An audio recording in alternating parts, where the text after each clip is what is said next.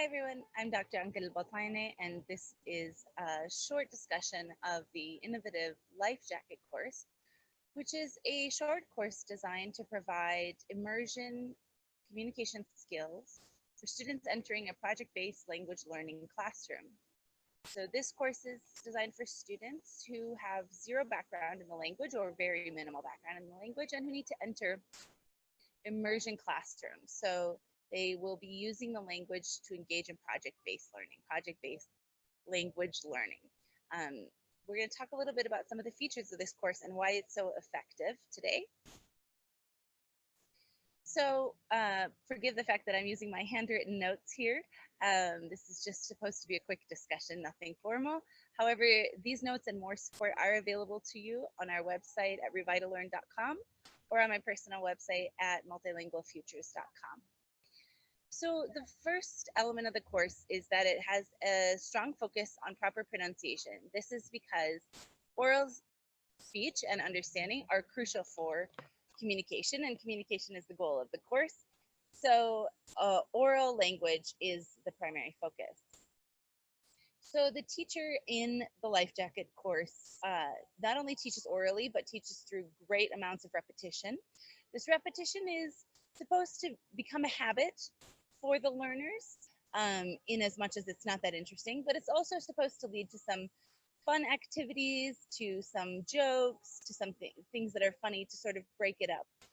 However, repetition is a key part of language learning. It cannot be avoided. So it is meant to establish the habit with learners that they must repeat words many, many, many times after learning them, and that they must build a structure for themselves where that repetition will spiral back and they'll have many opportunities to repeat a word. So this course builds that structure for them, and in the hopes that they will continue that structure as they become increasingly independent as language learners. The teacher, in introducing the oral, the pronunciation of each word or phrase, also needs to focus on times when it's important to use exceptional enunciation. The language is meant to be natural, perhaps slightly slowed down, but not artificial, not sing-songy, not baby talky. It is meant to sound like the real communication that people use in real situations. However, the teacher should be aware of the phonemic differences between the student's L1 and the target language, and should target certain words and certain sounds for enhanced enunciation, sometimes coming close to the student, sometimes showing the student how the mouth is moving to help them understand sounds that may be hard for them to process if they don't exist in the L1. We'll talk more about this in a few minutes, but there is a delayed and a de-emphasized use of writing. Oral language is the focus of the course. It is what will be used for communication in the classroom. So writing appears in the course, but in very thoughtful ways, and it's never emphasized, and it's not explicitly taught in the first 30 days. Depending on the language and the learning situation of the students, writing will be introduced at some point. But in the first 30 lessons, it is not introduced, it's not taught. It is used for support in a background way without explicit teaching. We'll come back to that, but this is very important because when writing is used as a crutch for students, particularly older students, particularly adults, when writing is used as a learning strategy, students read the words that they write down according to the orthographic and phonetic rules of their first language. This leads to poor pronunciation, and a written word will always overpower a spoken word in students who are experienced with school. So basically from your 4th or 5th grade on up, when students are reading and writing fluently, they're so used to learning by reading that if they write something down and they read it to themselves wrong in their head, that is the pronunciation that they will retain. They will not retain the pronunciation that the teacher has given them, even if it's been given thousands of times. So it's important that they get those thousands of times of input of correct pronunciation before they begin writing. So with adults, this means actively stopping them from writing, which can be very frustrating. But if they are allowed to take notes and study their notes in the first 30 lessons of learning a language, their pronunciation will be poor. That's a guarantee. So it must be avoided. The teacher needs to make strategic demonstrations about contrasting sounds, particularly if there are any phonemes in the language, in the target language, that are allophones in the L1, but not allophones in the L2. So for the case of the Dakota language that we use this course for, there are the sounds P and P, aspirated, non-aspirated, are distinct phonemes in Dakota, but they are allophones in most students' L1s. By the same token, N and so a nasalized sound, distinct phonemes in Dakota, allophones in most L1s. So the teacher needs to target those and demonstrate those contrasts. This is also often done by purposefully making an error and then demonstrating that it is an error, as opposed to correcting the error in the student. The teacher corrects their own error. And there is often a strategy of repeating the correct way many, many times, and then the incorrect way with the sort of dramatic facial expression that demonstrates that that is not what is being looked for. So using sort of nonverbal cues to show that that is an error.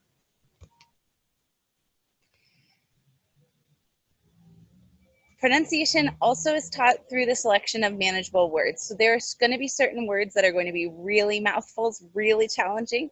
And in the Dakota course, there are some times where synonyms that I chose not to use one and to use the other, because it would be easier to pronounce and because it would lower the cognitive load that I'm asking students to carry in a lesson, and it would accelerate their mastery of that phrase. So that needs to be balanced with the concept of highest leverage, meaning what is used the most often in communication versus what is the easiest to pronounce. Those two things need to be balanced. The teacher needs to make that choice for every lesson, but those are two things that have to be considered when choosing which synonyms to introduce first. Let's talk about how we can make clarity and understanding and ensure that students are understanding when there is no translation used in the course. There's never translation used in the Lifejacket course, at least not by the teacher. And so the teacher avoids the need for translation and allows the course to be done completely immersively by carefully calibrating the visuals that are used and the gestures. When I say carefully calibrating, I mean the visuals have to be chosen so that what is intended by the photo is the focal or most noticeable aspect of the photo, and that can sometimes be hard, and it can sometimes vary by culture. But so when there's an image used, and there are many, many images used in Lifejacket, almost every phrase is associated with some type of image or gesture, sometimes both. The image needs to use enough of the student's home culture and familiar references that they immediately understand the concept. Sometimes that can mean using images or gestures that are not familiar to the target culture, because the goal is for the student to understand as opposed to instill in the target culture. Whenever possible, the target culture's gestures and images should be used, as long as they are comprehensible to the students. And so this is a place where judgments constantly need to be made. Of course, no image or gesture that is offensive or unacceptable in the target culture should be used. So the difference between Armenian language and Dakota language, for example, in the first experiment of Lifejacket, meant that it might be okay to use bodily functions or bodily excretions to signify certain ideas in Armenian culture, because they're not necessarily quite as taboo as they are in Dakota culture. But because they are so taboo in Dakota culture, those references were not used, because a Dakota person teaching that course or experiencing those learners' points of reference would find those offensive or uncomfortable. So there's judgments that are constantly being made about which gestures and which visuals are most appropriate. We always want to use target language when it is comprehensible to the students, but the main goal is that these be comprehensible to the students. And so that needs to be carefully thought about. And occasionally, there will be, and this happens in the first experimentation, images were used where the meaning was misunderstood. An element of the image was picked up on by the students that wasn't the intended element, or gestures were used that weren't memorable for students or weren't clear in their meaning for students. So there's a lot of intercultural reference that has to be considered. There is a very conscious process throughout the 30 lessons of Lifejacket to choose demonstrable verbs. We ran into a challenge with the verb to do something, because how to implied to do, and the obstacle that we ran into was that students interpreted it as to like doing something as opposed to purely to do something. And so there are certain verbs like that that are too abstract, and if there's not a visual or a gesture that can clearly isolate that meaning, sometimes it's best replaced with something else or de-emphasized in the course. So the verb to do was used in the course, but it wasn't made to be a focal chunk in the lesson planning, because there wasn't a sure way to make sure that students got that across. This is an example of a time when translation by the students would be accepted. In this case, it didn't happen. But in other cases, like the verb work, hard to demonstrate the meaning of the verb work when you are largely working with a group who do non-manual work. And therefore, it's hard to distinguish from learning, reading, sitting, thinking, writing. All those things could be interchangeable image-wise with the concept of work for the target group. And so a gesture had to be used, and that gesture worked when a student picked up on the meaning, translated it into the L1, in this case was Spanish, and the teacher affirmed that translation. So abstract ideas like that need to be clarified, and abstract ideas are largely avoided. Demonstrable verbs are chosen as the focal chunks of each lesson. The focal chunks meaning the chunk we want the students to walk away being able to use appropriately. This also implies that the chunks we choose have to have enough contrast between them to have clearly distinct uses. So things like, I don't like that and I don't prefer that are not great chunks to use in the same first 30 days because it's hard to distinguish which one you mean. How can you demonstrate the difference? Both are needed in the language, both are useful in the language, but how to demonstrate the difference without translation between liking something and preferring something? It can be done, but it may require an entire lesson unto itself, which may not be worth the time that it takes up in the course. So demonstrability and contrast are taken into account. Every chunk that is a focal chunk of a lesson is tied to a gesture. Students are continually prompted to do the gestures, even if they sort of laugh and think it's silly, they should do the gestures. So they're constantly being physically prompted to do the gesture, do the gesture, do the gesture, because those gestures like this, or like this, or like this, help them to retain the words. So gestures are very important. Every chunk should be tied to a gesture, and every chunk that is taught should be tied to a communicative activity, meaning they use it to tell someone something. They use it to make something happen in the same lesson that it is introduced in. So it always has a communicative function. This requires a lot of planning on the part of the teacher to make sure that the gesture is clear, culturally appropriate, to make sure that they actually need this chunk in order to communicate in the activity, and to make sure that the activity is going to be engaging enough that they will be repeating the chunk enough that they will retain it. And that also depends on reading the group to some extent. How do we encourage speaking when the learners would naturally still be in their silent period? Naturally, learners do not speak in their first 30 days of learning a language or hearing of a language or knowing that it exists. In our case, we were using Lifejacket to teach a language that students did not know existed. before they began the course. So in natural language learning, we would not expect people to produce language within the first 30 days or lessons. In fact, we might be waiting 6 months or a year for production. However, in Lifejacket, we do expect some production, both choral production and a certain amount of individual production. And this is because we want students to be using this language when they go into the classroom. We want them to have recourse to this language to get things done, to get their needs met in the classroom. And so we are pushing them faster than their natural process, which means that we have to be very tolerant of errors because they are being asked to move faster than their brain naturally would. But it also means that we have to build a structure that makes it possible for them to do this successfully. That has to be done very carefully. So in Lifejacket, we use I do, we do, you do structure for everything we teach. The teacher gives a clear meaning and a clear pronunciation. Then there's choral repetition, where the meaning is clear and the pronunciation is clear and everyone has a chance to practice before they're asked to do individual pronunciation, independent pronunciation, but they are asked to do independent pronunciation within every lesson.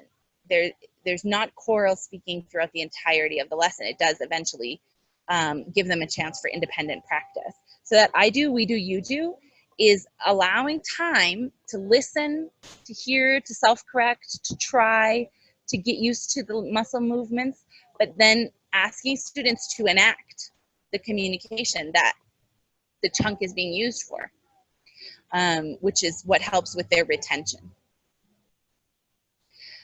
The fact that there is a choral phase in that, the we do is choral, meaning everyone talking at the same time, allows for not only repetition, where people don't feel too silly because they're not being listened to by the others while they're repeating, but it also allows for help and building that habit for students that you can do a motion, whatever your culturally appropriate motion is, to say repeat it again, chorally repeat it, allows students to help one another and allows you to error correct without singling out a student. So you can notice an error, offer a correction, a very clear pronunciation of the correct version, and then ask for repetition again, even in the middle of an activity when students have that habit built in. And this is very powerful for error correction.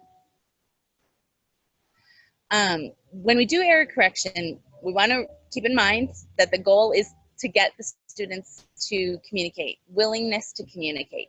That's our goal. So we only do correction when it is either needed because I had no idea what you were saying. So correction is needed because it was so unclear that a speaker of the language would never be able to understand, or when it is the focal chunk of this lesson. If it was the focal chunk of yesterday's lesson, then we only correct if we absolutely need to for communication. Otherwise, we might just continue modeling the correct chunk and it'll get picked up. But if it's the focal chunk of today's lesson, of course, we're correcting the whole group. We only correct when students are ready to hear that correction or when they're open.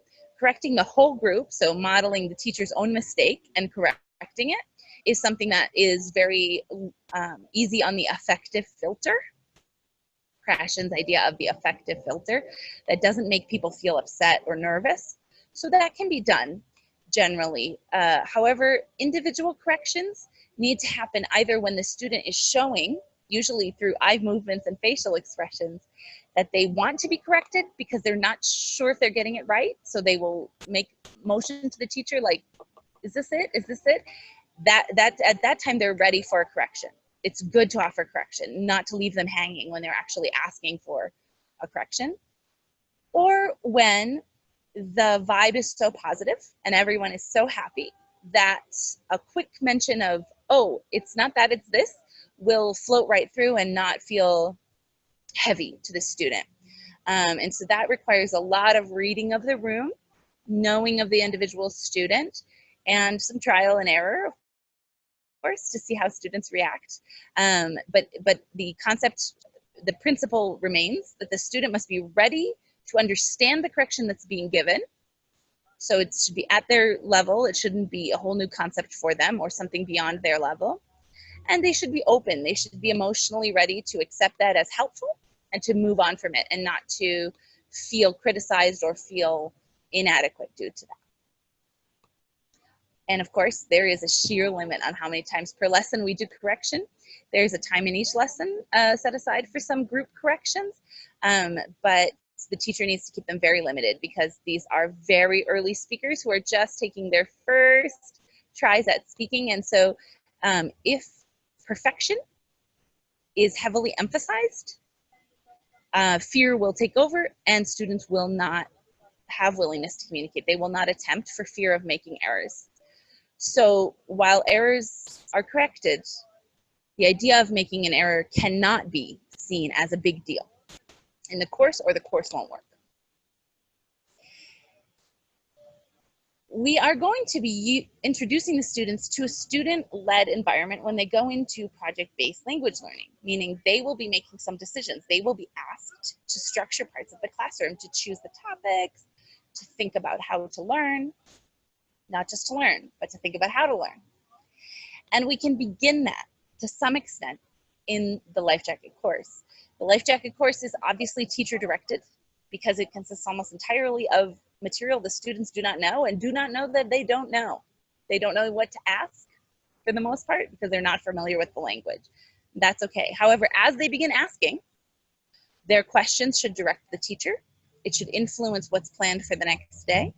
And there are some built-in times for student-led learning.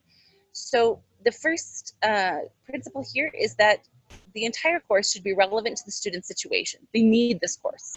And it's built entirely around what they need. So these are for students who are going into an immersion environment to use project-based language learning. So everything that's being taught in the course is relevant to that need, which hopefully they are conscious of having that need. Age, we want to create sort of a focus.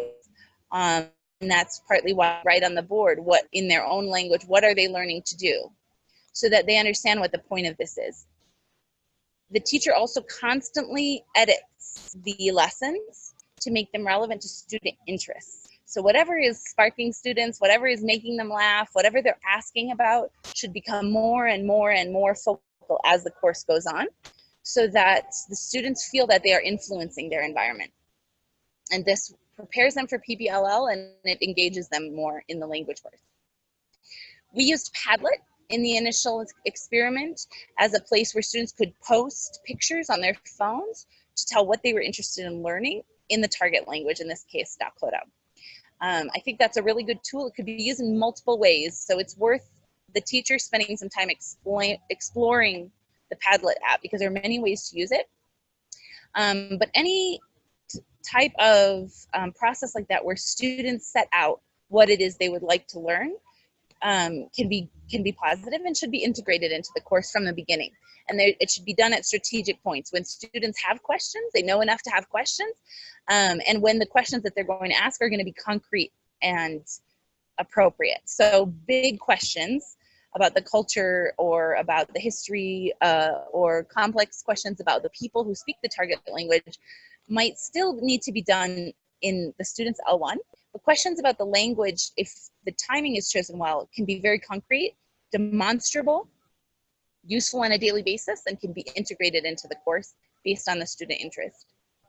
There's also a large degree to which the teacher is constantly monitoring the students' facial expressions, body language, volume, pronunciation, to gauge whether the lesson or this particular part of a lesson should be sped up or slowed down, whether the students can handle more complicated chunks or constructions, or whether they need some simplification. And so in that way, the students are leading without knowing that they're leading. But students do usually become aware after around a week and a half or 2 weeks that their facial expressions are influencing the teacher. And they begin to consciously signal to the teacher, I don't get it, that's hard, or we got it, you can move on. And so the teacher gets to know those expressions and that body language, and the students begin to feel on some level of consciousness that they can give those signals to the teacher, and they begin to do so increasingly. so that there's a cooperation going on. Translanguaging is used in Lifejacket, even though Lifejacket is not yet project-based learning and there are not many outside sources being used, but it is still important that it exists and that it be used for the effectiveness of the course. So one element of translanguaging that occurs in Lifejacket is that the students are free to speak in their L1, or in the case of the original experiment, students spoke in English, Armenian, and Spanish freely within the class, and they were never sort of punished for that. The only time that they were explicitly told to use the target language, in this case Dakota, was when the use of the language was the point of the activity. So they were engaged in the activity, they'd just been taught the focal chunk, they knew that focal chunk, and they were meant to use it in the game. Or there was an activity where students put a puzzle together, and they were prompted to use Dakota because it was extremely manageable. They had just been taught it. They definitely knew how to do it. And the only point of putting a puzzle together, obviously putting a puzzle together isn't the point. The point is to use the language. So the whole purpose of the activity is defeated if the L1 is used. However, that is restricted to when the students definitely have the skill and when the amount of language being asked to use is very restricted. So students aren't asked to speak Dakota only for 25 minutes straight. It's a very manageable thing that's being asked of them, to just use these 3 phrases or 4 phrases. But otherwise language is free, so that means there's a lot of translanguaging. Students do a lot of translating, they do a lot of commenting, they do a lot of joking, and that is all accepted. It's not necessarily given much attention by the teacher. The teacher hears that, doesn't necessarily stop and focus on it because it can take the lesson off track, but it's certainly allowed and it's never stigmatized. L1 or multilingual terms are used authentically, meaning if Dakota people would say the English word here, the English word is used. Dakota people do not know Spanish or do not know Armenian for sure, and so the Armenian word is not used. The English word is used, which in some cases is not the L1 of the students, but that is how Dakota people would authentically code mix. So code mixing, as it is done by the target language speakers, is introduced in the course, and students are taught how to code mix the way that the real speakers do. For example, if one were teaching Eastern Armenian, they should know that speakers of Eastern Armenian who live in Armenia, the Republic of Armenia, would be code mixing with Russian words. And so Russian words would be introduced to some extent in that course. So this needs to be authentic. It's not done in any kind of fake way. It's not overly emphasized, but it's not avoided either. It's not taboo. No, there's no such thing as a bad language. So if real communication between target language speakers involves code mixing, then it should be taught, because the goal is to be competent in communicating with target language speakers the way that they really communicate. Translanguaging is often used as a learning tool, as I mentioned before, for those very abstract ideas like to do something. Or in some cases, there are other more scholastic terms. For example, if this would usually be beyond the first 30 days of Lifejacket, but at some point the concept of a rough draft might be introduced, or the concept of editing. These kind of abstract concepts where when we demonstrate them with gestures or little skits or images, they can be mistaken for something else. I could mistake editing for writing or for erasing or for the verb to change. It can be hard to pinpoint the exact verb that I'm trying to get at, which there may not be a precise translation, but when there is, that use of the other language to help specify what we're going for can be very important. Students attempted in the first experimentation to write notes in Dakota, which was wonderful and demonstrated their willingness to communicate. It's really a sign that the course is effective when students have that much willingness to communicate, that they would attempt writing even when they have not been instructed in writing at all. Of course, at that time they use what we call in the United States creative spelling, meaning they do their best to create the sounds that they're going for. This is accepted and rewarded. This is something that the teacher should praise and, you know, accept and not correct, because this is great. This is an attempt to do something beyond their level, and it is a demonstration of their willingness to communicate. So that should always be allowed, even though obviously when doing creative spelling, people will use the orthographic rules of their L1, of other languages that they know. They will impose them onto the language they are learning, and that's okay until we explicitly teach writing. As I mentioned before, there's a compromise or a balance that's needed between gestures, symbols, images that speak to the students clearly in familiar culture, and those that represent the symbols, the gestures, the images that are most known or accepted in the target culture. So without using images, gestures, symbols that are offensive to either or taboo in either. We want to ensure comprehension, and we can use some of those to create humor or to create a space for free expression. So there's a hilarious use in the Dakota classes of dabbing, right? Which is, of course, comes from Black American culture. It does not come from Dakota culture. It's well known in American culture more generally, and to some extent was familiar to Argentinian and Middle Eastern folks, and certainly was understood as a funny way of showing pride in doing something well. And that can be used. It's obviously not a Dakota gesture, but it creates a lot of laughter. It's clear, it's memorable, and it's not offensive in any way. So it can be used. But that's sort of a cultural translanguaging or a non-verbal translanguaging that can be done. We talked earlier about written language. I mentioned creative spelling. So the main principle of written language that we need to always bear in mind is that we write languages we already speak. Writing isn't for learning. Writing is for expressing what we know. If you consider the normal trajectory of an L1 child, a monolingual child, they speak the language for 6 years before they are introduced to writing that language. In linguistic research, a 6-year-old is considered to be a fluent speaker of a language. They've mastered all of the various grammar and elements of the language. And then we begin to teach them writing. We do not expect them to write fluently for another 3 to 4 years. We don't expect them to write academically for about 5 to 6 years.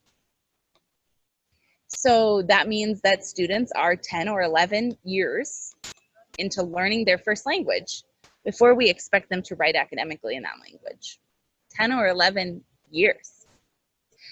Obviously, we accelerate that when we are teaching a new language. Obviously, we want it to go faster. But we must remember that the ability to orally express myself in a language comes before the ability to express myself in writing, because the writing is only there to transcribe what I would have communicated orally. That's very important. So it cannot be what we lead with, and it cannot come in the very first period of language learning. It would generally not come within the period of Lifejacket at all. Lifejacket is only a 30 lesson period. That there would not be any instruction in writing in most cases during that time. There could be exceptions for certain cultures, but by and large, it wouldn't be appropriate for the student's level, and it wouldn't be needed for the purpose of Lifejacket, which is the participation in an immersion classroom. Basic oral communication in an immersion classroom. Writing is used in Lifejacket.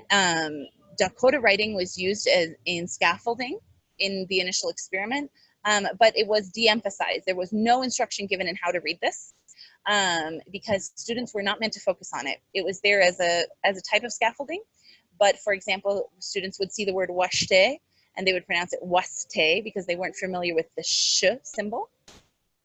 And rather than teaching them that they should be recognizing the sh symbol, the teacher instead corrected their pronunciation and focused in on pronunciation as the issue. So washte, washte, washte, to de-emphasize the role of the writing.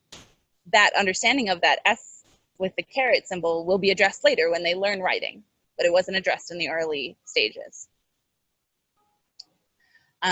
It's very important that when there is a chunk or a construction or a phrase that is the focus of the lesson that day, that construction, that chunk, is never written. Not during the period of Lifejacket. It is not written down because, again, students will pronounce it poorly if it is written for them. They also should not be dependent on the scaffolding of the written phrase to remember it and to use it in interactions. They should learn it orally, use it orally. Learn it orally through their listening and use it through their speaking, the way that language is naturally acquired. They should not be acquiring chunks through writing. So that instinct that many language teachers have to write the new words on the board, get rid of it. It's counterproductive. So the focal chunks of each lesson are not used. If there are chunks that are transcribed, they are scaffolded chunks. They are not the focus of today's lesson. So what you teach today might be scaffolded tomorrow, or it might have been scaffolded yesterday. But if it's the focus of the lesson today, it is not written down. Just as we mentioned the use of creative spelling, there's also inferential reading, which means, for example, a student came up and pointed at the Dakota symbols, and there's two sort of H's, what we think of as H's, and pronounced them to the teacher.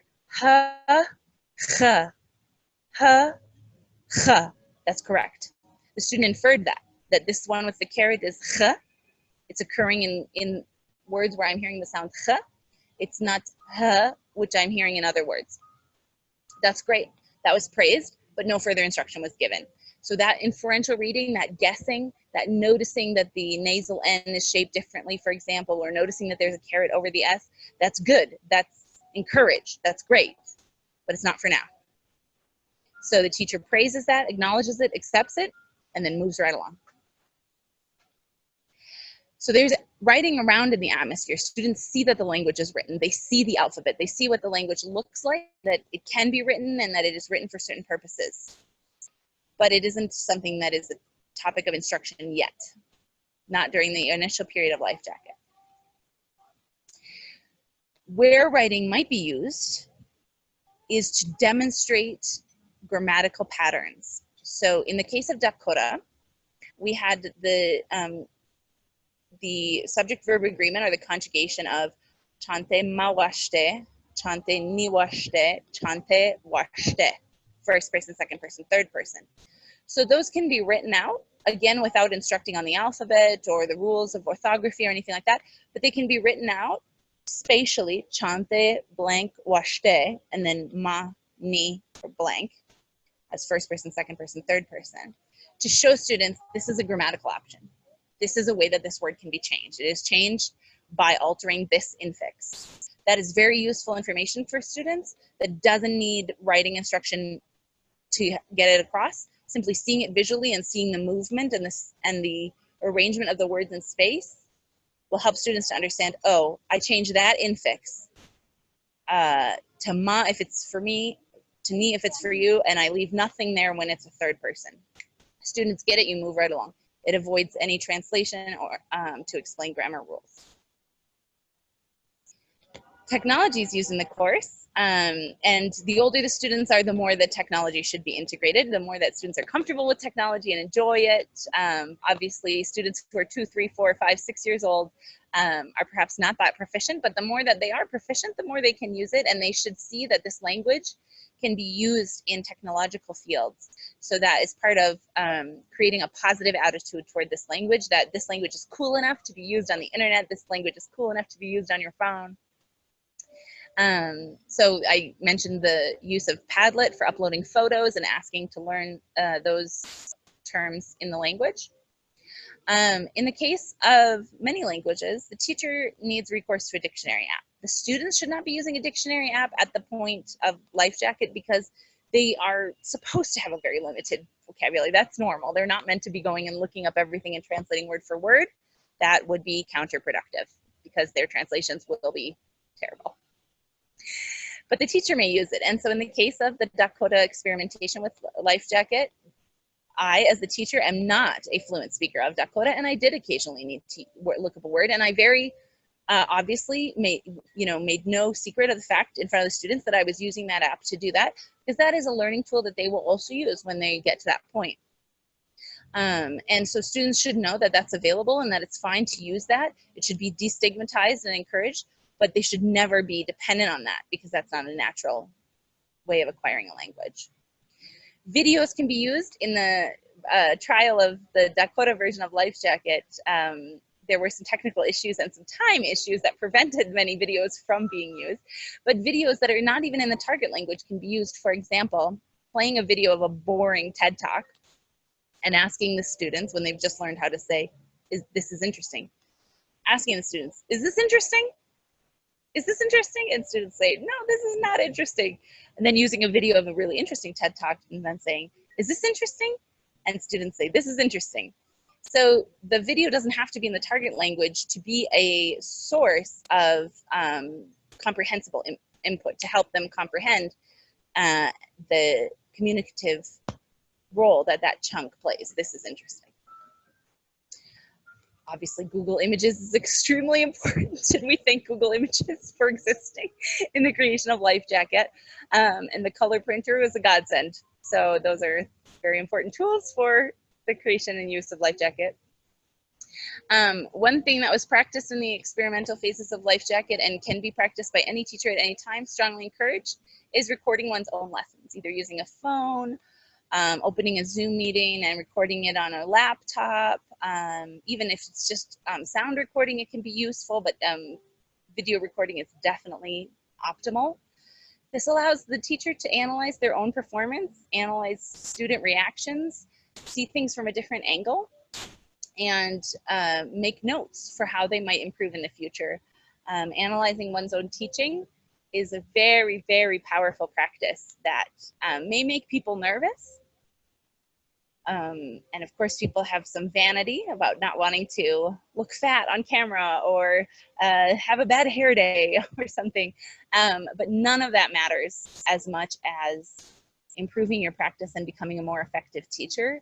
And so watching those videos, even if you just watch them in private and then delete them, is very powerful and something that's strongly recommended to any teacher to do as often as possible. There are many games that students can play on their phones, and meaning they can use their phone as a tool in the game. So taking pictures is a big way. So for example, we do a scavenger hunt where students take pictures of a prompt that's written out for them. Involving phones in that way in the language helps to connect students' daily life to the use of the language, and it encourages things like using the WhatsApp group to communicate in Dakota, which we saw students doing spontaneously. And that really increases the willingness to communicate. Feeling that this language can be used in that realm of one's life, that mode of thinking, really increases willingness to communicate, and can also help to make games more student-centered. It can give students more independence. At some point, probably after the phase of Lifejacket, students will want to develop flashcards, and phones are really great for that. There are a lot of flashcard apps. I recommend Study Blue, entirely customizable multimedia flashcards that you can then test yourself on and study in random order. You can also share your pack with other people, and it's free. So I recommend Study Blue, but there are many flashcard apps that students can use. Note that flashcards should contain chunks, not words. They should contain phrases, constructions, and they should signal the communicative situation in which students are meant to be using that chunk. So they should follow the format of the class that way in order to be most effective. A big question always comes up when we say we're going to do communicative language teaching, which is, how are we going to teach grammar? So students must have observed that there was a lot of grammar taught. Of course, it was limited because these are the first 30 lessons, overwhelming students with grammatical options. I say options rather than rules because that's how they are introduced in the course. They're introduced as options rather than rules. Overwhelming them with too many grammatical options causes them just not to retain any options. And so we want to be very, very thoughtful. A lot of time is spent by the teacher deciding which options are best and in what order they should come, and where the limits should be on the grammatical options. So the first rule is always to teach the highest leverage form first. So the form that they can use in the most situations during their time in this course is the form that should get taught first, because they can leverage it the most. They can make the most use of it. And so in this case, with the Dakota language, it can vary by language. In the case of the Dakota language, in the context in which we taught the first round of Lifejacket, imperatives, using verbs in the imperative, the form of giving an order, was prioritized because it also happens to line up with the third person singular. And that made it very easy to also eventually introduce the third person plural, which students immediately recognized because they had been hearing the teacher use the imperative in the plural over and over again. And so the teacher at one point, about a week and a half in, simply explained through gestures that that's the third person plural, and students got it and they began using it without it needing to be taught. So they were going to be hearing that option the most, they were going to be using it the most, and so then the activities were designed around the fact that they would be most comfortable talking about activities in the third person. They were given first person language and second person language, but they were less comfortable with it, and so it was less emphasized in a lot of the activities. But there were definitely activities where they said, I have, you have, how are you feeling, those kind of things. So the teacher was very thoughtful about which form, grammatical form, would be used most often. That was taught first. Then the next most used forms were introduced, but they were introduced orally, and they had a gesture to go with them. So we did chante mawashte, chante niwashte, chante washte, right? First person, second person, third person. It's very clear what we were doing. When we introduced that variation, there was enough repetition that students could master the pronunciation, and they were limited. So in our first 30 days, our Lifejacket for Dakota language, we never used the first person plural form, the we form, because it's pretty complicated. And it's just not as used in those contexts that students were about to encounter immediately. So it was never introduced. Even though the teacher was saying it, the teacher was using words in the we form. The we form was never explained to students. And if they asked, how do you say we, they were given the word, but it wasn't explained grammatically because it was considered to be overwhelming at that time.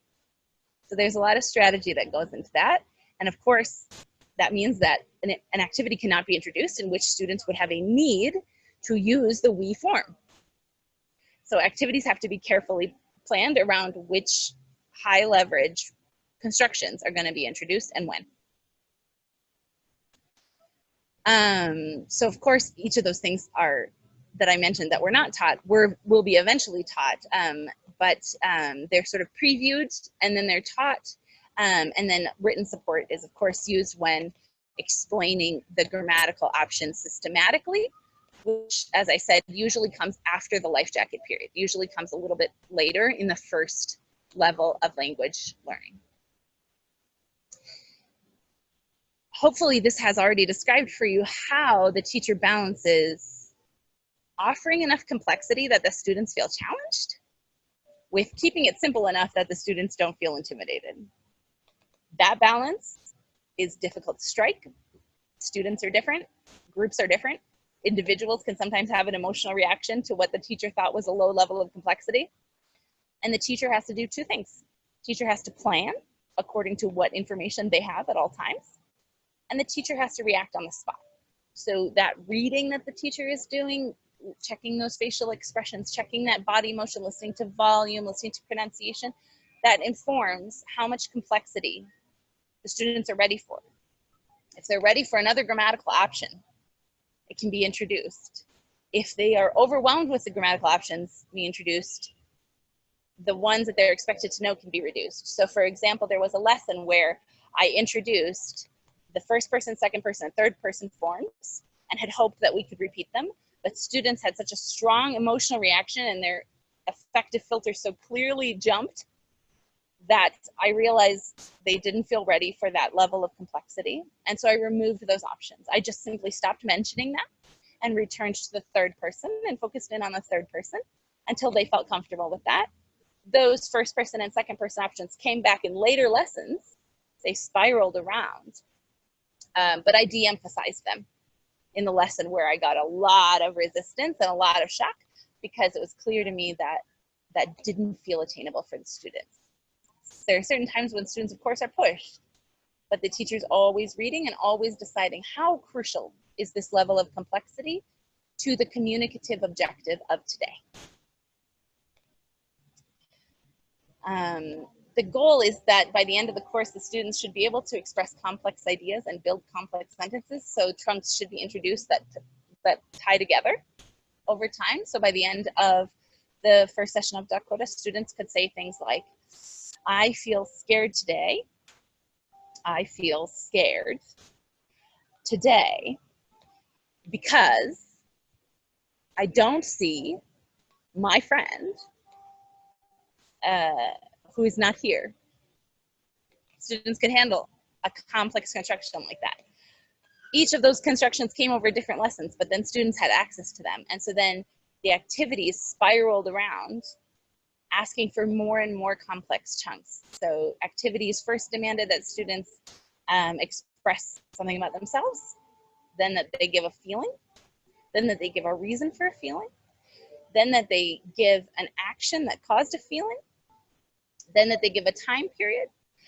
So all of those things spiraled around, but by the end of the course, they can build in a lot of complexity, but that complexity is built up of chunks that were introduced as pretty simple chunks. So that is a question of good planning on the part of the teacher, that those chunks should be able to be tied together so that students experience themselves being able to express more and more complex, personalized, specific ideas. And the last couple of topics here are the design of the games. There's tons and tons of games in Lifejacket, so there are some universal rules. It's hard to explain games. Meta thinking about games is pretty challenging, I think, personally. And so it's good to just experience a bunch of them, and then that helps people to understand how they work. But here are some universal principles that go into designing a game at the language learning level that we have at Lifejacket, so for beginners. There are games that have winners, but many of them don't. Many times calling it a game when there's really no competition to it. Students are essentially competing against themselves. And the more that students come from a competitive culture, the more that competition needs to be de-emphasized, because the competition is not the point, the language learning is the point. So when I saw students in the first experimentation becoming really competitive, really emotional about winning or losing a game, I started giving games that don't have winners, because that needs to not be the point.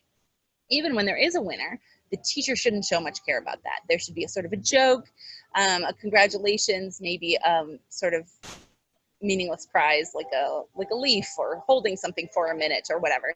But there should never be anything that people are truly motivated by, because the winning isn't the point. And when you see students, which I saw in the first experimentation, complaining that they're cheating or that the teacher is showing preference or that they haven't won yet or whatever, you know that the point is being lost, that students are getting distracted by the game, and therefore the stakes of the game need to be lowered, so that there's no reason to get that wrapped up in it. And so that has to be sort of done in response to how competitive the personalities or culture of the students are, because it shouldn't be a distraction. And it's okay to have only games that never really have any winner.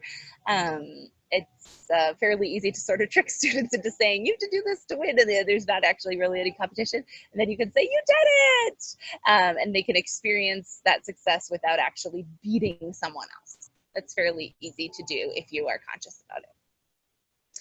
Games, like every other element of the course, spiral in complexity.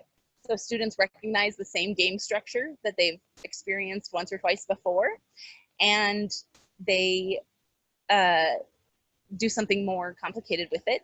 And part of the reason that is good, and a way that you know you are doing that well, is that students will start to not need instructions for the game. They'll see the materials for the game, they get it, and they'll just start playing.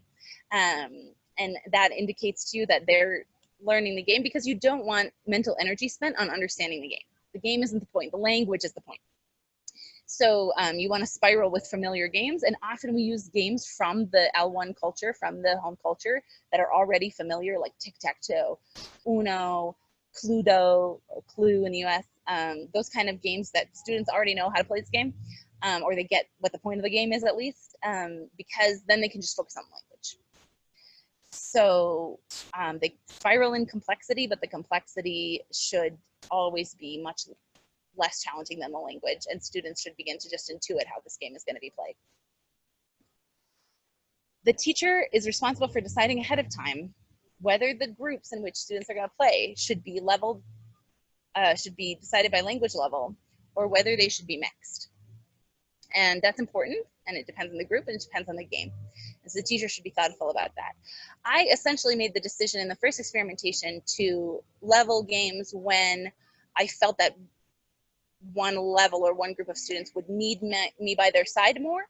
So it had a lot to do with my physical movement, that I would be spending a lot more time physically near one group and helping them to repeat or to cue the communicative phrases they were supposed to be using, whereas the other group had a better handle on it and would be more independently using the language.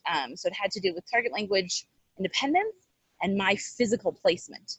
When we have multiple teachers, physical placement may not be such a problem. In that case, we may want to mix the levels more so that students are helping each other more than the teacher is helping. So there's always some consideration that needs to go into that. You may also level the groups in order to remove some challenges from certain groups. So you may simplify the game for certain groups if it seems like it might be overwhelming for them. Every game is designed with the principle that you have to use today's focal chunk or you can't advance in the game. So they have to require language. They're not just language that's being used to like narrate or do like a sports commentator about what's going on in the game. You have to actually use the language in order to advance in the game. And so somehow you have to build that in. And with some groups, they will respond to being told, in order to lay down a card, you have to say, I am laying down this card. Some groups will respond. If they do not respond to that and they play silently or they play in their stronger language, then the game gets designed where you lose a point if you don't use the focal chunk or whatever. But the idea is that you have to use the focal chunk in order to advance in the game, because again, nobody cares about this game. We care that you learn the language. So that has to be happening or the game is a waste of time. And part of the beauty of that is that they should be using the language even if they're missing a turn or they're losing the game or they have to sit down or they lose a point. Whatever is happening in the game, even if you don't do well in the game, you got a chance to use the language. That has to happen. And so there shouldn't be people who are spending a long time being silent, and there shouldn't be ways that you're sort of punished in your language use because of, you know, you didn't know how to do something in the game or you missed your shot or whatever. That has to be thought through.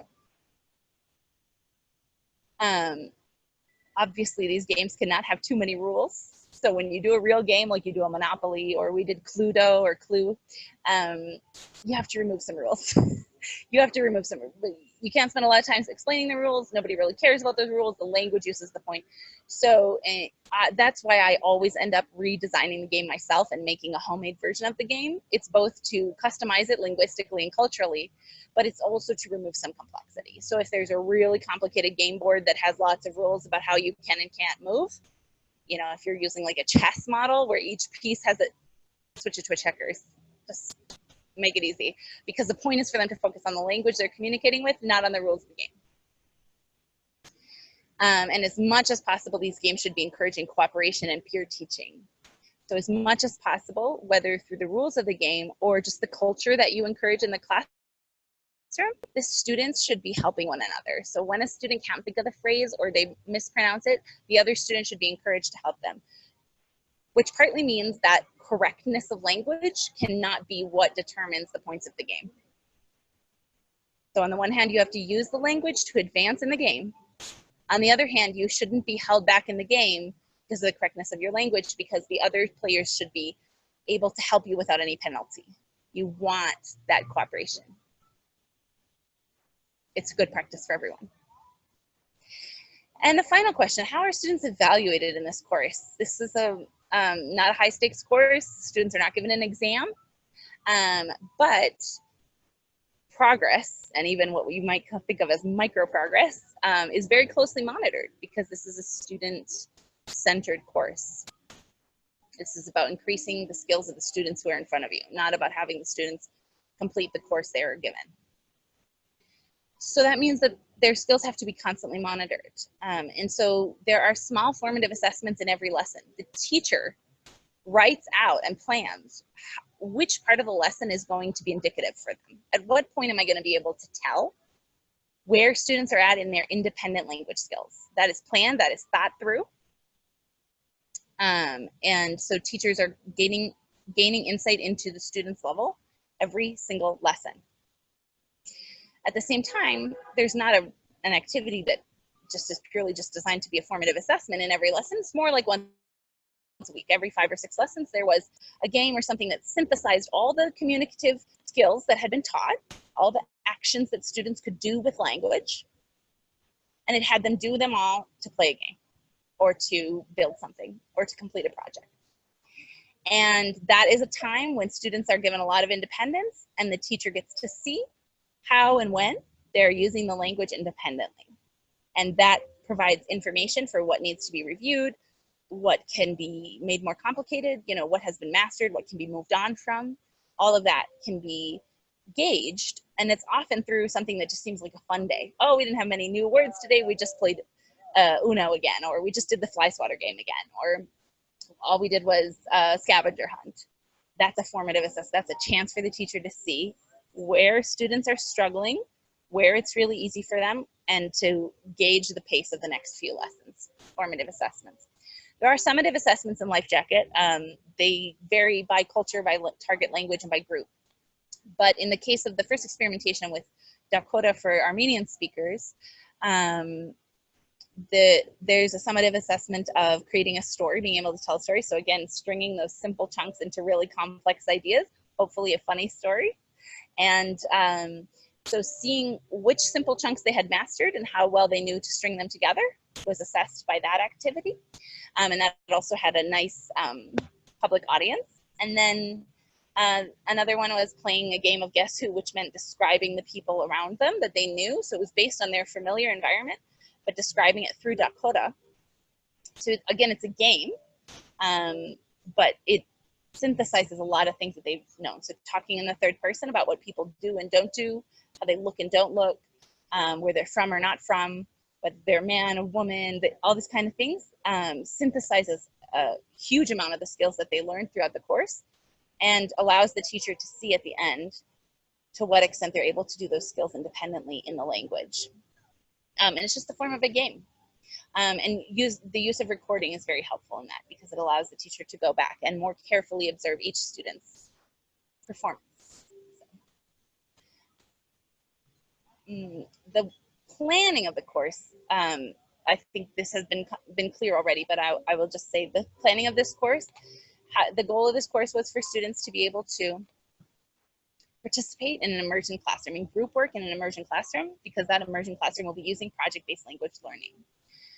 The communicative competence goals that were chosen, there were a few of them, but they were things like asking classroom questions, answering those questions, giving classroom instructions in the imperative, understanding instructions that are given,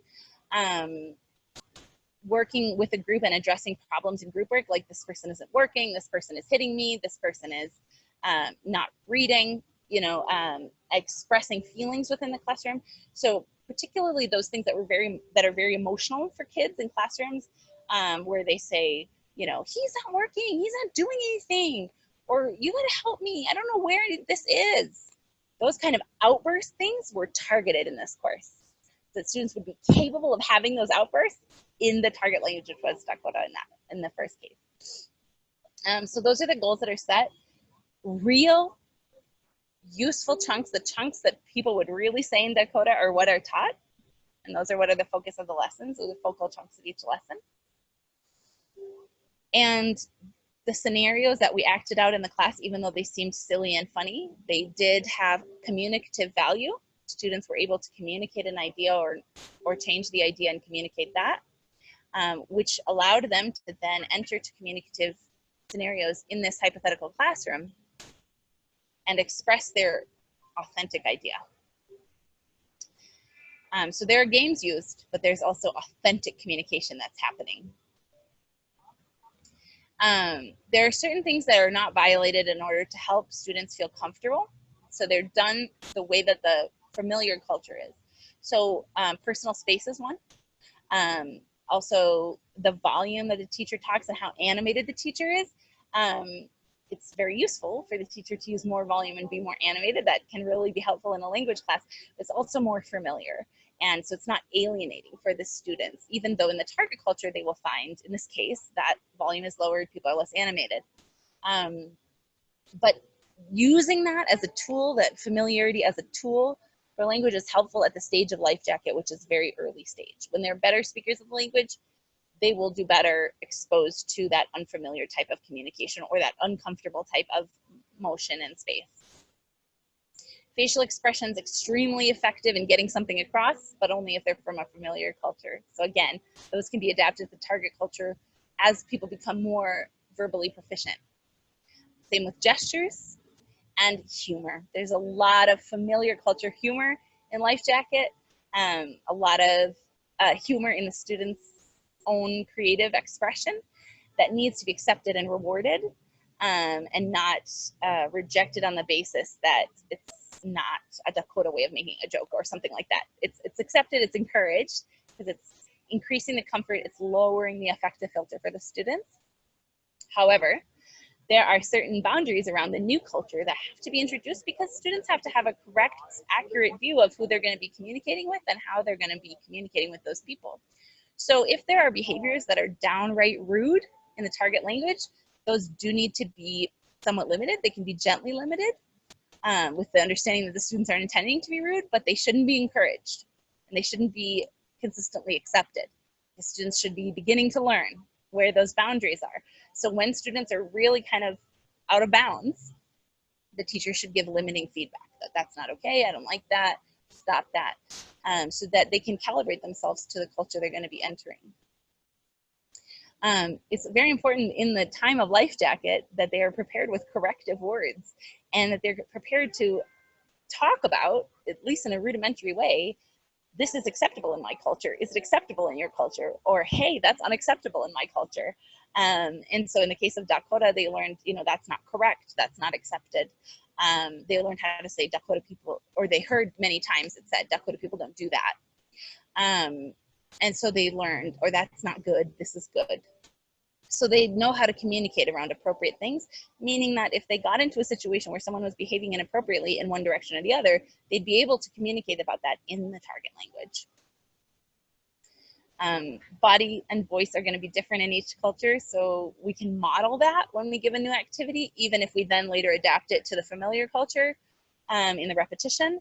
When we model how someone is going to talk for the first time, when students are really paying laser sharp attention, we should give that in a way that's appropriate to the target culture. And of course, when all that is said and done, there will still be some things that you just need to explicitly explain. And you may be able to do that in the target language, or you may need to use the familiar language to do that. But there will just be some taboos and some rules that are too complex or too sensitive or too abstract. And you will just need to have to say, hey, this isn't appropriate in this culture, just so you know. Don't do this, people will take it wrong. Or people always do this, get ready, it might feel weird to you, but they don't mean anything by it. Those kind of discussions have to be had. They're very high leverage for students, very helpful for students, really increase their positive experience and their communicative competence, but they're not always able to be integrated into a language activity. And they, of course, can come up with student interest as well. For those wanting to use the Lifejacket course or get more resources or support with communicative language teaching and its connection to project-based language learning, we have a whole website with rich resources for that is under development, constantly being added to by participating teachers and consulting professors who are available to help school directors or teachers who are interested in using these methods integrate them into your classroom. So please visit revitalearn.com for more information and personalized support as needed. Thank you for your time and attention. And Dokshake.